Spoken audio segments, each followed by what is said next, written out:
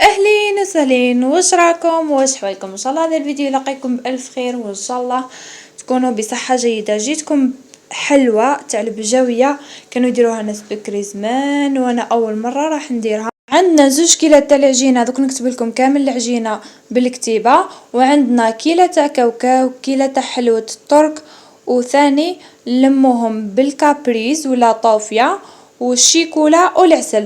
نديرو مغرف كبيره تاع طوفيه، مغرف كبيره تاع الشيكولا، وزوج مغارف حتى 3 مغارف تاع عسل، ونزيدو بمغرف كبيره تاع مزهر.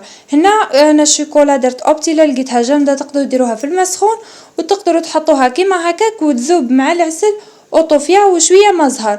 لموا الخليط تاعنا وهكا نكونوا تحصلنا على البجاويه تاعنا. والعجينه راح نكتبها لكم في اخر الفيديو كيفاه درتها وكيفاه طيبتها، هكا باه ما يكونش الفيديو طويل بزاف.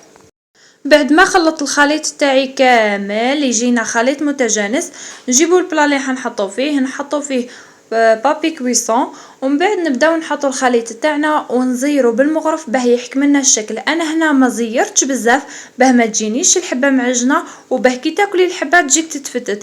زيرت قيس ما تحكم الحبه روحها، راح يجي بزاف بنين وبزاف خفيف ويقطع لك كميه كبيره. انا هذه خرجت لي ديجا 10 حبات ولا هي 10 حبات هكاك، وتجي بزاف هايله. قصيتها في الوسط ومن بعد قصيتها مربعات صغار، والشكل النهائي كما راهو.